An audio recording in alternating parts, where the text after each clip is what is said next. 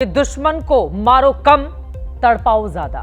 ये देश रहना चाहिए गैर बराबरी के खिलाफ इस लड़ाई में। नमस्कार, मैं हूं चित्रा त्रिपाठी और अब वक्त हो चला है जनहित का। ओरिएंट बेल टाइल्स स्टूडियो से आप देख रहे हैं एबीपी न्यूज। नमस्कार, मैं हूं चित्रा त्रिपाठी और आप देखना शुरू कर चुके हैं जनहित। क्या देश के सबसे बड़े प्रदेश उत्तर प्रदेश को पिछले हफ्ते भर से सुलगाने की कोशिश की जा रही है। आज पश्चिमी यूपी के बरेली में जो कुछ हुआ उसने इस अंदेशे को और ज्यादा पुख्ता कर दिया है कि कुछ बड़ी साजिश है जो वहां पर सुलग रही है। आई लव मोहम्मद का ट्रेंड आज जुमे के दिन बरेली पहुंच गया और उसने वही हालात पैदा किए जिसका कई दिनों से बार बार अंदेशा पैदा हो रहा था।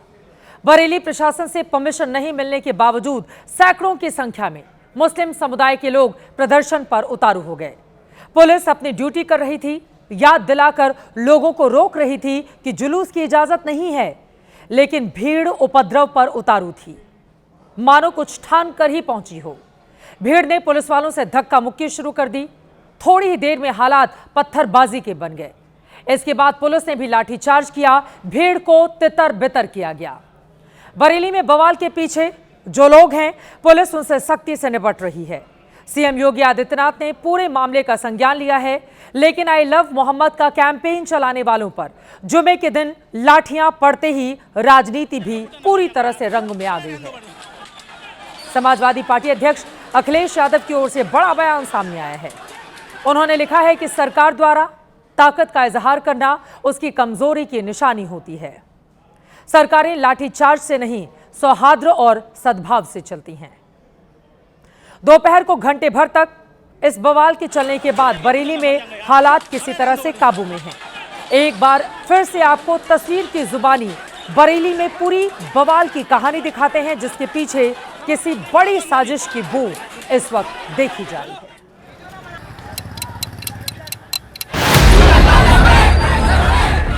आई लव मोहम्मद के नाम पर बरेली में बवाल, उपद्रवियों पर पुलिस का लाठीचार्ज। आप सभी से अनुरोध है कि आप घरों को चले जाएं, शांतिपूर्ण तरीके से।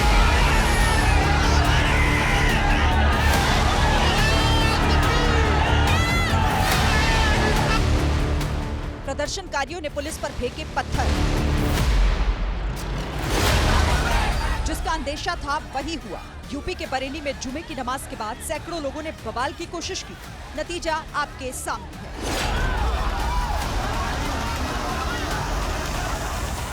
आई लव मोहम्मद के बैनर के साथ मुस्लिम समुदाय के लोग शहर के इस्लामिया ग्राउंड में जाना चाहते थे। पुलिस ने किसी तरह के जुलूस की इजाजत नहीं दी थी, लेकिन प्रदर्शनकारी नारेबाजी करने लगे, पुलिस से उलझने की कोशिश करने लगे, धक्का मुक्की की गई और फिर पुलिस को इन्हें काबू करने के लिए मजबूरी में लाठी चार्ज करना पड़ा।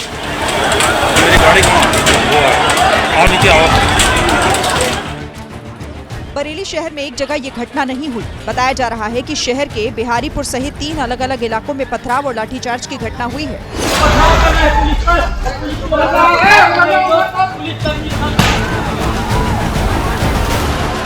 इस वीडियो में देखिए कैसे पुलिस वालों ने भीड़ को लाठीचार्ज से कंट्रोल में किया।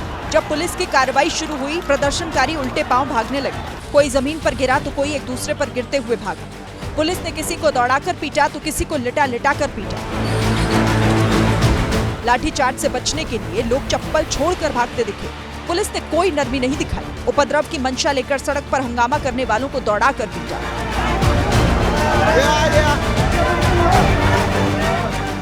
असल में विवादित धर्मगुरु मौलाना तौकीर रजा ने 2 दिन पहले ही जुमे की नमाज के बाद इस्लामिया ग्राउंड में सभा करने और मार्च की इजाजत मांगी थी, लेकिन पुलिस ने परमिशन देने से इनकार कर दिया।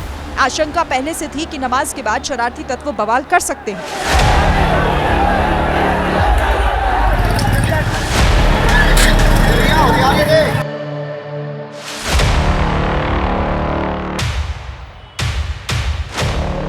पुलिस को खुफिया इनपुट भी मिला हुआ था। इसी के बाद सुबह में बड़ी संख्या में शहर में पुलिस वालों की तैनाती हुई थी। 800 महिला कांस्टेबल सहित 2000 पुलिस वाले बरेली की सड़कों पर फ्लैग मार्च करते हुए तैनात किए गए। दोपहर तक शहर शांत था, लेकिन शरारती तत्वों ने शायद पहले से ही बवाल की प्लानिंग कर रखी थी। छोटे छोटे बच्चों को इसमें शामिल किया गया था। पत्थरबाजी के लिए इन बच्चों को आगे किया गया। फिलहाल बरेली में माहौल तनावपूर्ण है। शहर की दुकानें लाठीचार्ज और पत्थरबाजी की घटना के बाद बंद हो गई। पुलिस उपद्रवियों की धरपकड़ कर रही है। बरेली में बवाल की तस्वीरें आपने देख ली हैं, जहां आज बवाल हुआ, लेकिन इस बवाल की स्क्रिप्ट क्या कई दिन पहले से ही लिखी जा रही थी। दरअसल 10 सितंबर को कानपुर में एफआईआर दर्ज की गई थी, लेकिन उसके बाद से ही यूपी के अलग अलग शहरों में लगातार प्रदर्शन जारी रहा।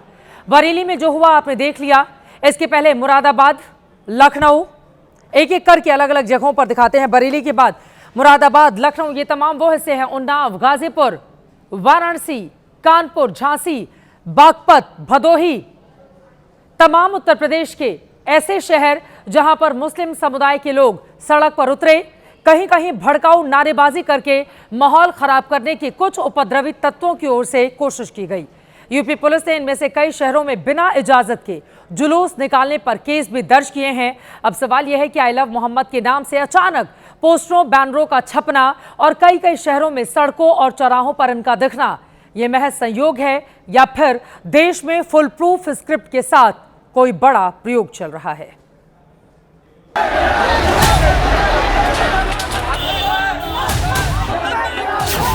ये जो देश के अलग अलग इलाकों में आई लव मोहम्मद को लेकर बवाल मचा हुआ है, जुलूस निकाले जा रहे हैं, प्रदर्शन किए जा रहे हैं, इसकी जड़ में है 4 सितंबर की घटना। 4 सितंबर को कानपुर के रावतपुर में 12 वफात के मौके पर मोहल्ले को सजाया गया था। उसी दौरान मोहल्ले के गेट पर आई लव मोहम्मद का बैनर लगाया गया था। ये उसी दिन की तस्वीर है।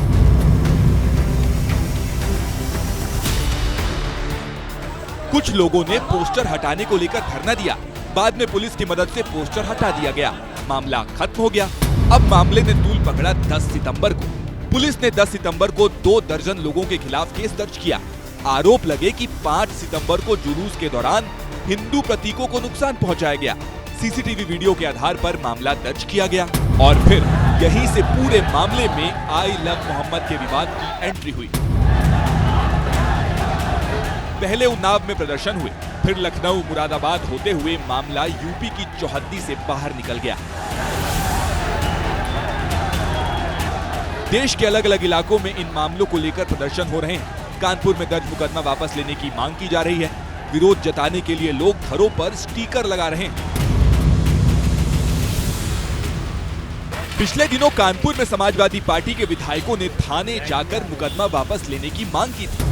तब पुलिस की तरफ से बात सामने आई कि मुकदमा आई लव मोहम्मद को लेकर नहीं, बल्कि आरोप तो जुलूस के दौरान नुकसान पहुंचाने का है। लेकिन बात इतनी आगे बढ़ चुकी है कि मामला आई लव मोहम्मद के आसपास घूम रहा है। इसी को राष्ट्रव्यापी मुद्दा बनाकर जुलूस निकाले जा रहे हैं, हंगामा हो रहा है। ये संभव नहीं है कि कहीं चिंगारी भड़की हो तो वहां उसमें घी डालकर आग भड़काने वाला कोई ना हो। बरेली में पुलिस की कार्रवाई के बाद शायर मुनव्वर राणा की बेटी समाजवादी पार्टी के नेता सुमैया राणा में भी यही काम करते हुए दिखाई दी। सुमैया राणा ने एक भड़काऊ बयान देकर बरेली पुलिस को धमकी दी है, सुनिए। आई लव मोहम्मद के पोस्टर्स लेकर के निकले थे, उन पर इस बुरी तरीके से लाठीचार्ज किया, ये बहुत ही ज़्यादा शर्मनाक है। और मैं ये यूपी पुलिस को मैं चैलेंज कर रही हूँ इस बात का, क्योंकि हम लोगों ने कोई भी इस तरीके का काम नहीं किया जिस पर कोई लॉ एंड ऑर्डर का कोई सवाल उठ सके। इन्होंने शुरुआत कर दी है, तो अब उत्तर प्रदेश की राजधानी लखनऊ में खासकर ये जो आई लव मोहम्मद का पोस्टर लिए हुए कोई भीड़ नहीं आएगी, अब पूरा सैलाब आएगा। और इसके लिए उत्तर प्रदेश की पुलिस चाहे तो अपनी बंदूकों के साथ तैयार रह सकती है। हम लोग खुशी खुशी अपने ऊपर गोलियां खा लेंगे। सुमैया राणा को आपने सुन लिया। वहीं योगी सरकार के मंत्री कह रहे हैं कि सरकार बिना किसी भेदभाव के काम कर रही है, लेकिन कानून हाथ में लेने की इजाजत किसी को भी नहीं दी जा सकती। जो भी बिना इजाजत जुलूस निकालेगा, पुलिस उससे सख्ती से निपटेगी। धर्म का सम्मान, ये हमारी योगी सरकार की प्राथमिकता है। लेकिन कुछ लोग ऐसे हैं जो लगातार साजिश रच रहे हैं ताकि उत्तर प्रदेश के का जो प्यार है, मोहब्बत है, इसको डिस्टर्ब किया जा सके। जुलूस को शक्ति प्रदर्शन के रूप में अगर देखा जाए तो ये देश के लिए गलत होगा और जो विभाजनकारी लोग हैं वो इस दिशा में भारत को ले आने की कोशिश करते हैं, किंतु हमारी सरकार इसको निपटना जानती है, हमारी पुलिस, हमारा प्रशासन इसको निपटना जानता है। वहीं मुस्लिम धर्मगुरु लोगों से शांति की अपील कर रहे हैं। अपील करता हूँ आई लव मोहम्मद को लेकर के जो इख्तिलाफात कानपुर से उठे हैं, पूरे मुल्क में जगह जगह पर मुजाहरे और एहतजाजात हो रहे हैं और पुलिस के एक्शन भी हो रहे हैं। हम अपने कानपुर का माहौल भी महसूस कर रहे हैं कि बहुत अच्छा नजर नहीं आ रहा है। हमारी गुजारिश है कि अपने शहर के जो खासतौर से जिम्मेदारों से कि अपने अपने इलाके पर निगाह रखें और बच्चों को जुलूस निकालने से रोके, मना करें, क्योंकि पुलिस भी जो है अब टाइट होती हुई नजर आ रही है। अगर इस तरीके से अगर रहा हाल तो फिर हमारे शहर की अमन और शांति को नुकसान पहुंचेगा।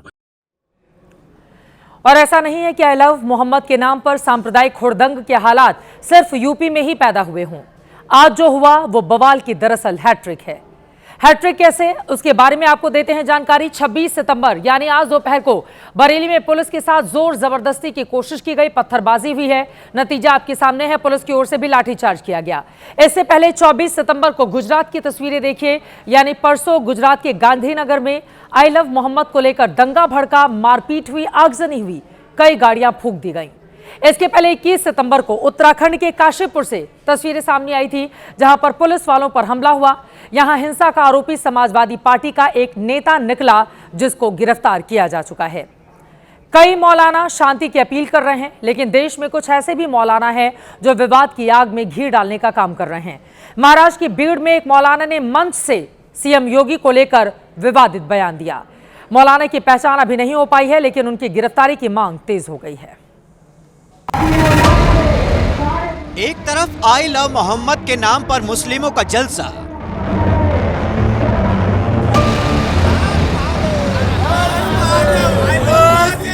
दूसरी तरफ आई लव महादेव के नाम पर हिंदुओं की नारेबाजी।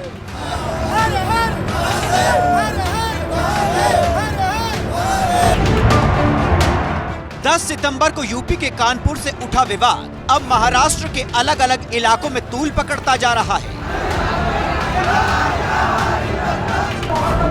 बीड़ में मुस्लिमों के एक कार्यक्रम में मौलाना ने सीएम योगी को लेकर भड़काऊ बयान दिया है। मैं उस योगी को मजले गांव शहर से मुस्तफा मस्जिद के सामने से ये चैलेंज करता हूँ कि अगर तेरी अगर इतनी हिम्मत है तो तुम मजले गांव में आकर जो आई लव मोहम्मद के नाम पर जो आज बैनर लगा रही है, अगर तू उन्हें अरेस्ट करेगा तो मैं कसम खुदा की मुस्तफा मस्जिद के सामने उसे को चैलेंज करता हूँ कि तुझे उठाकर सीधा तुझे दफना दिया जाएगा। फिलहाल ये वीडियो वायरल है। विवादित बयान देने वाले मौलाना की पहचान नहीं हो पाई है, लेकिन इसने देश की राजनीति को गर्मा जरूर दिया है। दो समुदायों के बीच में दरार पैदा करने की कोशिश कर रहा है, दंगा फैलाने की कोशिश कर रहा है। ऐसे मौलाना को हिरासत में रहनी चाहिए। योगी जी के चाहने वाले ही इतने हैं कि इनसे निपटते ही तुम थक जाओगे, तुम्हारी औकात ही नहीं रहेगी। हिंदुओं को ललकारने की कोशिश अगर की जा रही है तो इसका करारा जवाब मिलेगा। कोई आकर के हमें ललकारे, ये हम सहन नहीं करेंगे। अब तक जो हुआ वो हुआ। ये महाराष्ट्र की सरकार है, कायदे में रहोगे तो फायदे में रहोगे।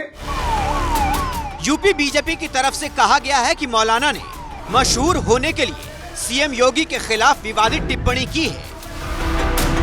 हिंदुस्तान में किसी भी व्यक्ति की यह हिम्मत नहीं है जो आदरणीय योगी आदित्यनाथ को उन्हीं के देश में जिन्हें 125 करोड़ हिंदुओं का आशीर्वाद और स्नेह प्राप्त है गाड़ दे। मुझे लगता है मैं उन्हें चुनौती देता हूं कि मुझ जैसे व्यक्ति को तारीख बताएं, मैं माजलगांव पहुंच जाऊंगा, मुझे गाड़ कर ही दिखा दें। इस तरह की केवल वक्तव्य सुर्खियां बटोरने और अपनी कौम में जोश भरने के लिए उस मंच से तालियां बजाने के लिए होता है, इसके अतिरिक्त और कुछ नहीं। मुंबई में पिछले हफ्ते इस विवाद को रजा एकेडमी नाम के संगठन ने हवा दी थी। बकायदा इसको लेकर कैंपेन चलाया गया। इसके बाद ही महाराष्ट्र के अलग अलग इलाकों में आई लव मोहम्मद की मुहिम चल पड़ी थी। अब इसके खिलाफ मुंबई में भी आई लव महादेव के पोस्टर लगाए जा रही हैं। जगह जगह नारेबाजी हो रही है। बाबा का बुलडोजर अगर पहुंच गया तो उनकी क्या हालत होगी समझ सकते हैं। दे रहे हैं। हाँ, धमकी दे रहे हैं, खुला धमकी दे रहे हैं। भारत में बाबा योगी को ये लोग टच कर दिए तो ये कभी नहीं दिखेंगे। और ये जो बाहर का ट्रेंड ला रहे हैं वो यहाँ नहीं चलेगा। अगर वो बाहर का ट्रेंड को इधर लाके करेगा तो हम भी अपना ट्रेंड तो चलाएंगे ही ना। और हमारे देश में जो है ना वो गाड़ा नहीं जाता। हमारी परंपरा है भस्म करने की, भस्म करने की हमारी परंपरा है। इस देश में हमारे देश की संप्रभुता को खत्म करने के लिए अगर कोई प्लान बनाए हैं उसके खिलाफ में आई लव महादेव का ये ट्रेंड चालू है। फिलहाल I love Mohammad versus I love Mahadev का विवाद थमने की बजाय तूल पकड़ता जा रहा है। ये विवाद कहां पर किस रूप में जाकर खत्म होगा, उत्तर प्रदेश में जो चिंगारी और उसके बाद जिस तरह की सियासत देखने को मिल रही है उस पर विराम कब और कैसे लगेगा, दंगाइयों के खिलाफ, उपद्रवियों के खिलाफ सरकार कैसे निपटेगी और इसी के साथ ही साथ अब आगे क्या परिस्थिति रहेगी, हर एक खबर आप तक पहुंचाते रहेंगे। आगे बढ़ते हुए रुख कर लेते हैं बिहार का, जहां पर छोटे भाई बड़े भाई का प्लान फेल करने के लिए आज दो भाइयों की चुनावी एंट्री हो गई है। ये दोनों भैया राजनीति में नए नहीं हैं, बल्कि दो लड़कों से कहीं ज्यादा पुराने, कहीं ज्यादा तपे हुए और कहीं ज्यादा सफल भी हैं। आपके दो भाई नरेंद्र और नीतीश जी मिलकर आपकी सेवा, समृद्धि और आपके स्वाभिमान के लिए लगातार काम कर रहे हैं। प्रधानमंत्री भैया के, नीतीश भैया बहुत बहुत धन्यवाद देतनी। गीता दीदी बहुत बढ़िया बोलती है, बहुत बढ़िया तरीके से बातें बताई आपने। माननीय प्रधानमंत्री भैया, आपके द्वारा लागू की गई उज्ज्वला योजना के अंतर्गत महिलाएं अब धुएं में खाना नहीं बनाती हैं। मुख्यमंत्री भैया को कोटि कोटि धन्यवाद देती हूँ। मैं अपने प्रधानमंत्री भैया को दिल से दुआएं देती हूँ, करती हूँ और मैं अपने मुख्यमंत्री भैया को गया जिला के दीदियों की तरफ से मैं दिल से दुआ करती हूँ। बहनों के बोझ को हल्का करना, उनके चेहरे पर त्योहार की खुशी बढ़ाना, डबल इंजन की सरकार इसे अपना दायित्व समझती है। तो आपने देखा और सुना भी, नरेंद्र मोदी आज से बिहार में माताओं बहनों के लिए प्रधानमंत्री जी नहीं बल्कि मोदी भैया हो गए हैं। उनके साथ नीतीश कुमार भी बिहार की महिलाओं के लिए मुख्यमंत्री जी नहीं बल्कि नीतीश भैया हो गए हैं। और बिहार में महिलाओं के लिए ये सिलेक्शन अब वोटिंग के दिन तक जा सकता है कि ईवीएम का बटन दबाते वक्त वो छोटे बड़े भाई की जोड़ी पर भरोसा करें या फिर मोदी भैया और नीतीश भैया को ही याद रखें, जिन पर उन्हें पूरा भरोसा है। मोदी और नीतीश नाम उनके लिए वही हैं, पर रिश्ता नया जोड़ा गया है। दिखाते हैं आपने मोदी और नीतीश का बिहार की महिलाओं से भैया दीदी वाला रिश्ता आखिर जुड़ा कैसे। बिहार में आज सीएम मुख्यमंत्री महिला रोजगार योजना की शुरुआत हो गई है। दिल्ली से पीएम मोदी और पटना से सीएम नीतीश कुमार लाइव जुड़े। तीसरी तरफ बिहार की कई महिलाएं मौजूद थीं। प्रधानमंत्री मोदी ने एक बटन दबाकर रोजगार योजना लॉन्च कर दी।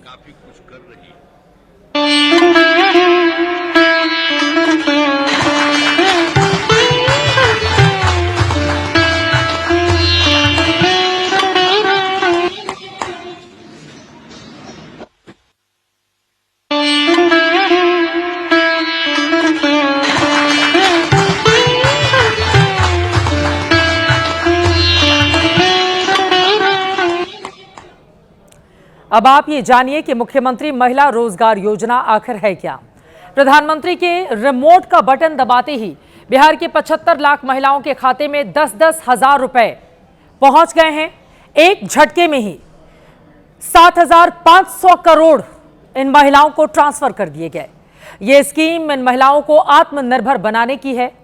10-10 हजार रुपए स्वरोजगार के लिए दिए गए हैं। अगर ये सफल रहती हैं तो फिर 2-2 लाख रुपए की मदद भी की जाएगी। इस योजना के लिए बिहार के 1 करोड़ 11 लाख महिलाओं ने बाकायदा आवेदन किया था। बड़ा सवाल यह है कि 75 लाख महिलाओं के खाते में 10-10 हजार रुपए का जाना, क्या मोदी और नीतीश की ये स्कीम और ये भैया दीदी वाला कनेक्शन बिहार के चुनाव में गेम चेंजर साबित होगा? सुनाते हैं आपको स्कीम लॉन्च होने के बाद प्रधानमंत्री नरेंद्र मोदी ने इसे लेकर क्या कहा है। पहले एक प्रधानमंत्री ने कहा था कि दिल्ली से 1 रुपया भेजते हैं तो सिर्फ 15 पैसा पहुंचता है, 85 पैसे कोई पंजाब मार लेता था। आज 1 रुपया कोई मार नहीं सकता है। नीतीश और मोदी की ये स्कीम बिहार चुनाव से पहले आई है। प्रधानमंत्री ने यह भी कह दिया कि बहनों के लिए बिहार में सबसे भरोसेमंद भाई नीतीश कुमार ही हैं। भाई को खुशी तब मिलती है जब उसकी बहन स्वस्थ हो, बहन खुशहाल हो, बहन का परिवार आर्थिक रूप से मजबूत हो। आज आपके 2 भाई नरेंद्र और नीतीश जी मिलकर आपकी सेवा, समृद्धि और आपके स्वाभिमान के लिए लगातार काम कर रहे हैं। प्रधानमंत्री नरेंद्र मोदी को आपने सुन लिया है। इसके बाद नीतीश कुमार आए, जिन्होंने सीधे लालू यादव को टारगेट किया। कहा कि कुछ लोग सिर्फ घर की महिलाओं और परिवार का ही भला करते हैं, पर वो उनमें से नहीं है।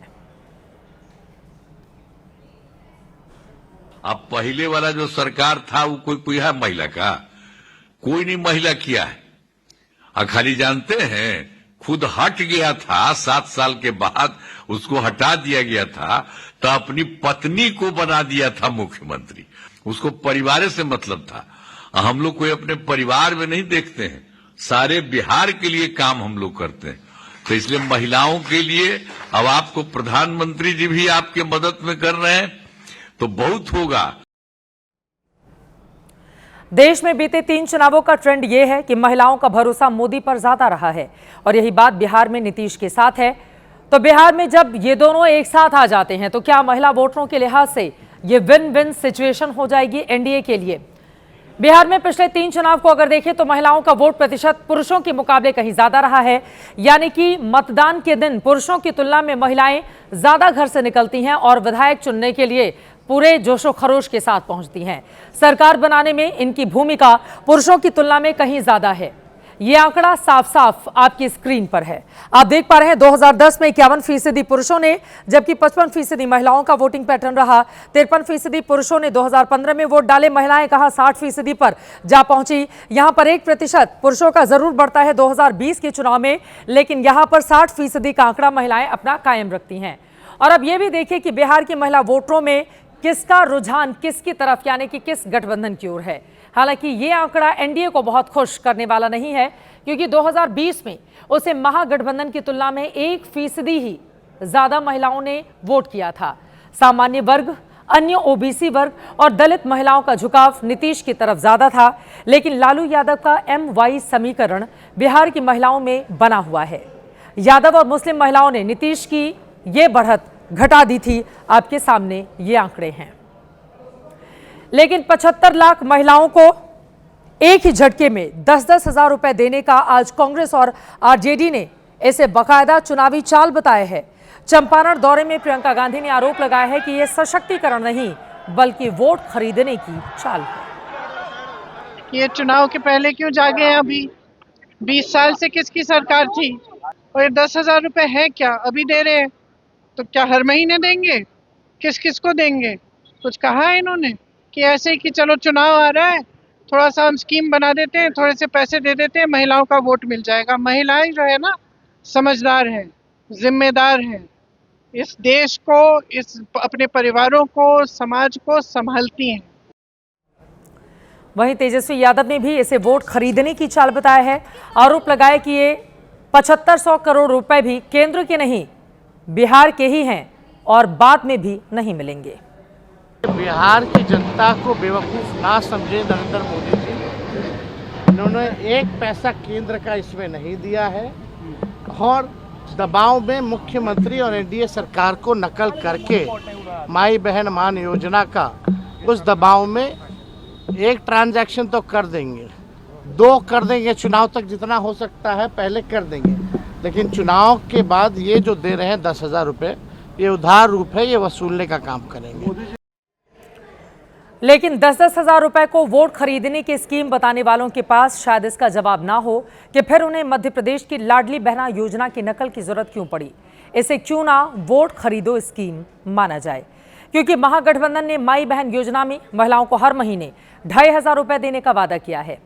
ऐसा ही प्रशांत किशोर की जन सुराज ने भी हर महीने 2000 रुपए पेंशन का वादा किया है।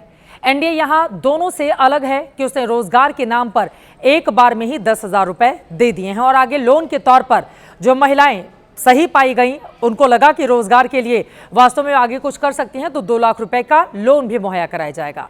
महिला वोटों को लेकर नीतीश कुमार का पलड़ा लेकिन भारी हो सकता है, क्योंकि उनके पास गिनाने के लिए पहले से कई काम जरूर हैं, जिसका जिक्र जेडीयू की ओर से किया जाता है।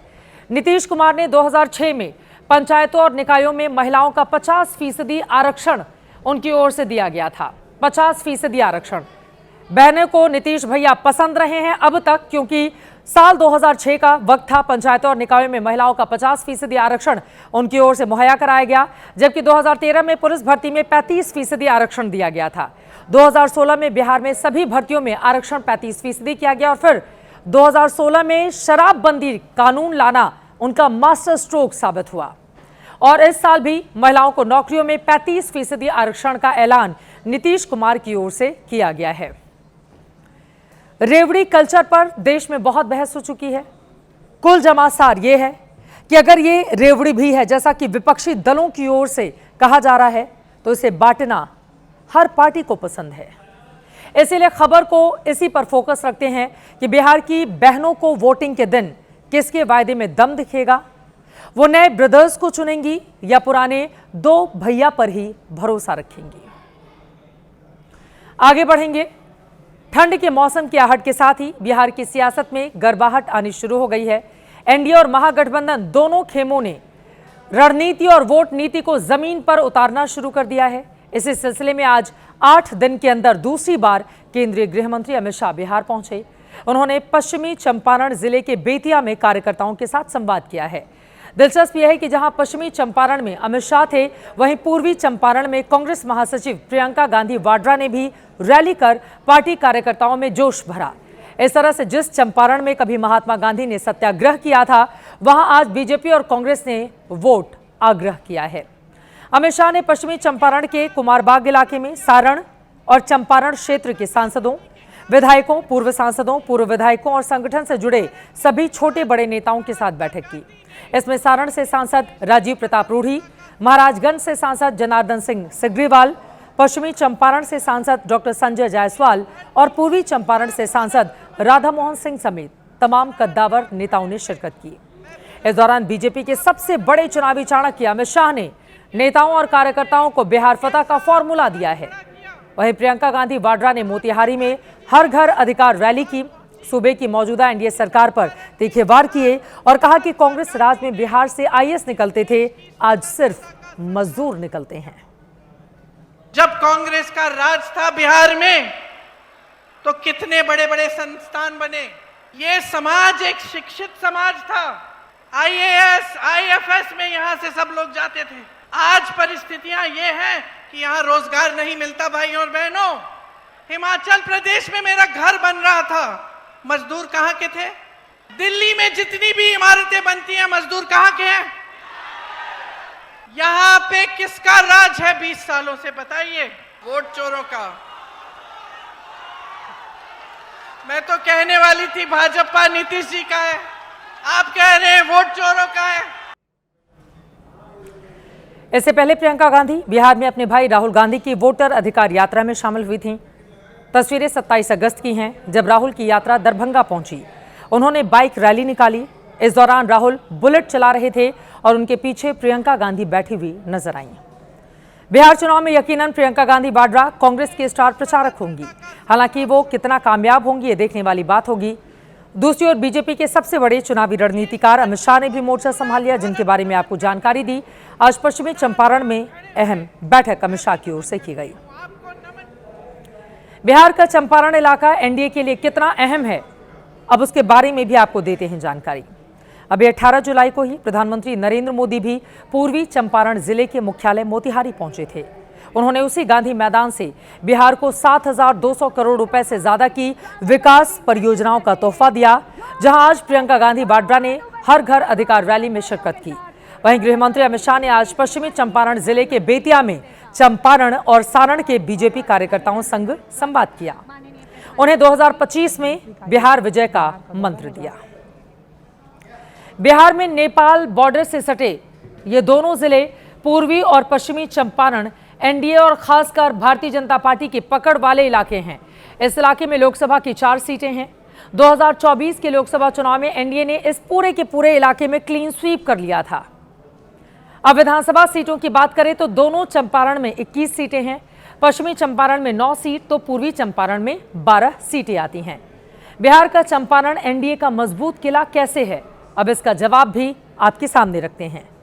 2015 में जब जेडीयू महागठबंधन में शामिल थी, आप देखिए इस आंकड़े को, यानी नीतीश बीजेपी से अलग होकर चुनाव लड़े थे, तब भी दोनों चंपारण की 21 सीटों में से 13 पर भारतीय जनता पार्टी के अगुवाई वाले एनडीए को जीत मिली थी। 7 सीटों पर महागठबंधन ने बाजी मारी, जबकि 1 सीट निर्दलीय के खाते में गई थी। वहीं 2020 में जब जेडीयू एनडीए में लौट आई थी, तब चंपारण की 21 में से 17 सीटों पर इस गठबंधन को जीत मिली, तो महागठबंधन को सिर्फ 4 सीटों से ही संतोष करना पड़ा था। अब आगे बढ़ते हुए जनहित में बात आरजेडी में जारी कलह कथा की भी कर लेते हैं, जिसका अंत होता हुआ नजर नहीं आ रहा है, जिसमें आज 2 नए अध्याय जुड़े हैं। इनमें से एक पार्टी सुप्रीमो लालू प्रसाद यादव के बागी बेटे तेज प्रताप यादव की नई पार्टी से जुड़ी सबसे नई कहानी है, तो वहीं दूसरे अध्याय में बागी बन चुकी बहना रोहिणी आचार्य पर तेजस्वी यादव की सफाई का किस्सा है।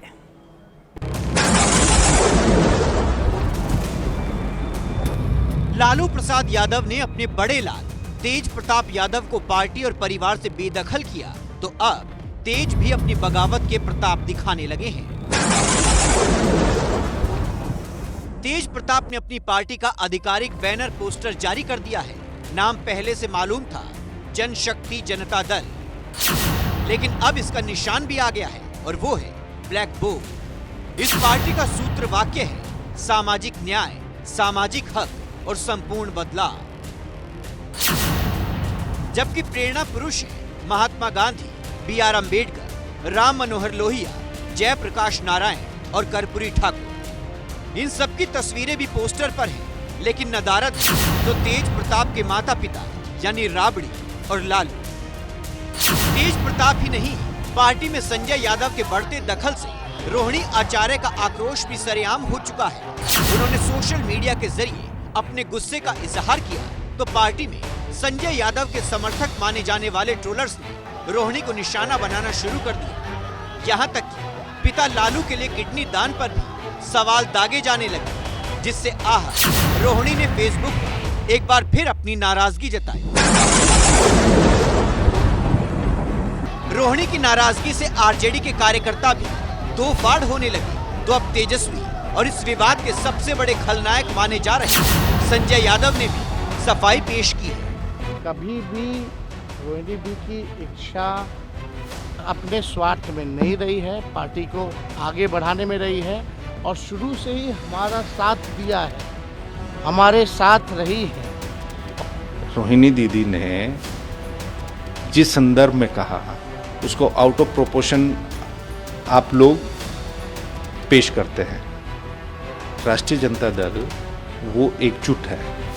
अब सवाल यह है कि क्या इस सफाई से रोहिणी का गुस्सा शांत हो जाएगा, वो मान जाएंगे। चलिए बिहार की खबरों से आगे बढ़ते हुए रुक कर लेते हैं लद्दाख का, जहां 24 सितंबर को पूर्ण राज्य की मांग के लिए हो रहे प्रदर्शन ने हिंसक शक्ल अख्तियार की थी। आंदोलन की अगुवाई मशहूर शिक्षाविद सोनम वांगचुक कर रहे थे। केंद्रीय गृह मंत्रालय ने हिंसा की वजह सोनम वांगचुक के भड़काऊ भाषणों को बताया है और आज एनएसए के तहत उनकी गिरफ्तारी भी हो गई है।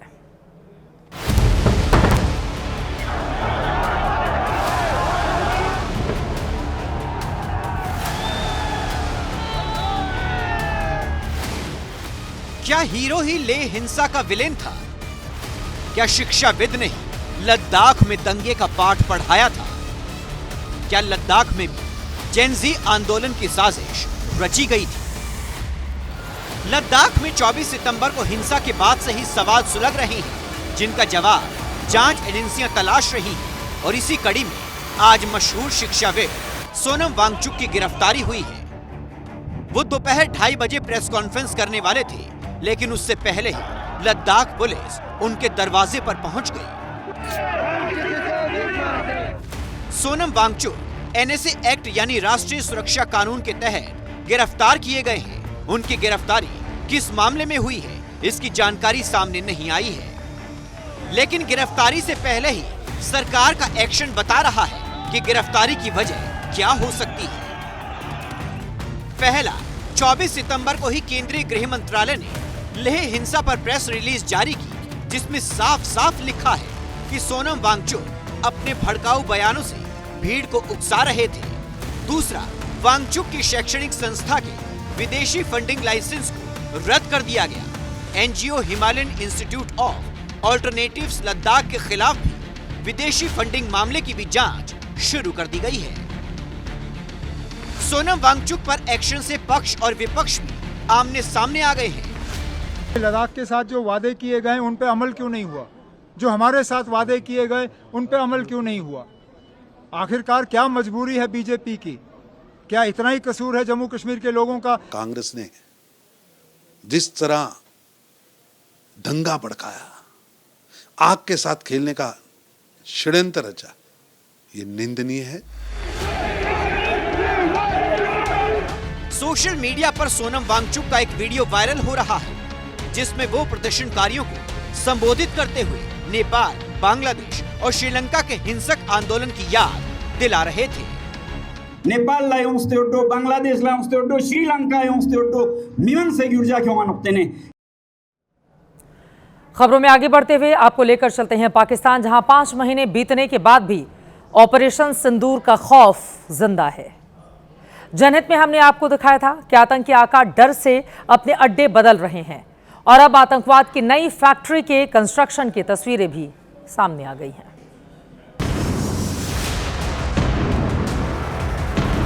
आसमान से बरसती मिसाइलों ने पाकिस्तान में जिस तरह आतंकी ठिकानों को तबाह किया, दहशतगर्द उस सदमे से उबर भी नहीं पाए हैं। डरे हुए हैं कि कहीं आसमान से फिर मौत न बरस जाए। पाकिस्तान में बैठे आतंकी अपने ठिकाने POK और पंजाब से खैबर पख्तूनख्वा प्रांत में शिफ्ट कर रहे हैं। पाकिस्तान प्रायोजित आतंकी संगठन लश्कर तैयबा की नई फैक्ट्री का पता खैबर पख्तूनख्वा और अफगानिस्तान की सीमा पर है, जिसे जिहाद ए अक्सा नाम दिया गया है। तस्वीरों में आप देख सकते हैं कि कैसे पहली मंजिल तैयार होने के बाद छत को सरिये और पटरे से स्लोप डालने के लिए पाट दिया गया है। लश्कर के आतंकी निर्माण कार्य की निगरानी कर रहे हैं। दरअसल 6 और 7 मई की दरमियानी रात भारतीय सेना ने 9 आतंकी ठिकाने तबाह किए थे, जिसमें लश्कर तैयबा के 4 टेरर कैंप मुरीदकी, कोटकी, भिम्बर बरनाला, मुजफ्फराबाद भी शामिल थे। भारतीय सेना की संभावित कार्रवाई से बचने के लिए आतंकियों ने नया ठिकाना तो खोज लिया है, लेकिन उनका बचना अब भी नामुमकिन है। उनकी भूल है अगर वो समझे कि हिंदुस्तान को बर्बाद नहीं कर सकता। आपको कल याद होगा जब पुलवामा के ऊपर हमला हुआ था, जब 40 CRPF मारे गए थे, तो हिंदुस्तान ने जब बालाकोट के ऊपर सही की थी, बालाकोट जो था पख्तूनख्वा में था। खैबर पख्तूनख्वा में लश्कर तैयबा का ये ट्रेनिंग कैंप मरकज जामिया अहले सुन्नाह के पास खाली पड़ी जमीन पर बन रहा है। इसी मरकज में आतंकी सैफुल्लाह कसूरी समेत कई आतंकी जुटते रहे हैं। और अब बात भारत के उस ब्रह्मास्त्र की जिसने पाकिस्तान के F-16 को भी मार गिराया था, लेकिन आज हमारी वायुसेना का वो हथियार MiG-21 रिटायर हो गया है।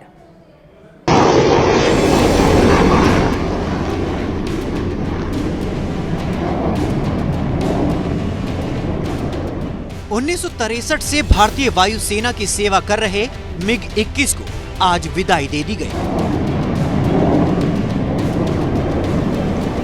62 वर्षों तक देश की सेवा करने वाले सुपरसोनिक फाइटर जेट की विदाई के मौके पर खुद वायुसेना प्रमुख air chief marshal AP Singh ने MiG-21 की आखिरी उड़ान भरी।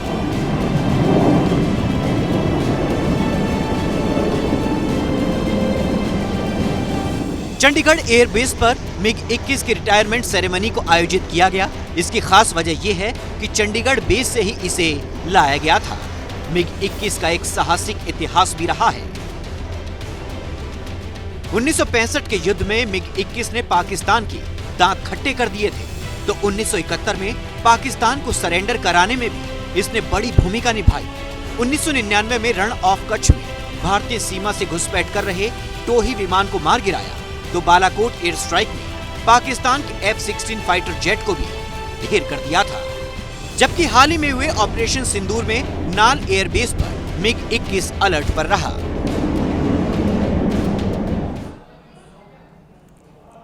आगे बढ़ते हुए अंतर्राष्ट्रीय मंच पर झूठ कैसे बोला जाता है, टाइम पास कैसे किया जाता है, डींगे कैसे हाकी जाती हैं, ये कोई पाकिस्तान के पीएम शहबाज शरीफ से सीख ले।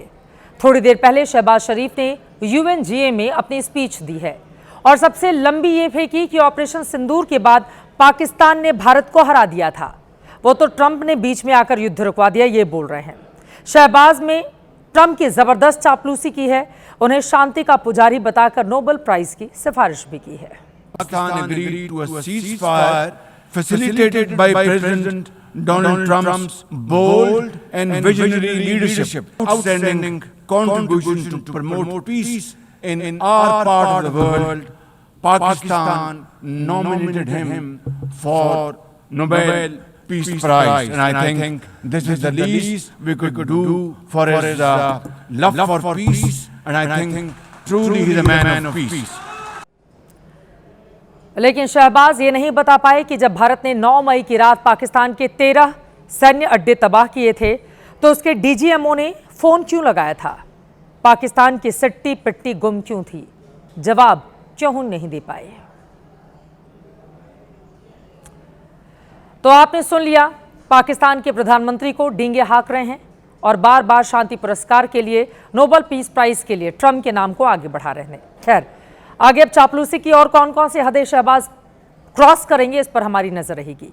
और अब आज का जनहित मंत्र, संघर्ष से प्राप्त की गई सफलताएं स्वाभिमान पैदा करती हैं, अभिमान नहीं। इसी के साथ जनहित में आज के लिए बस इतना ही।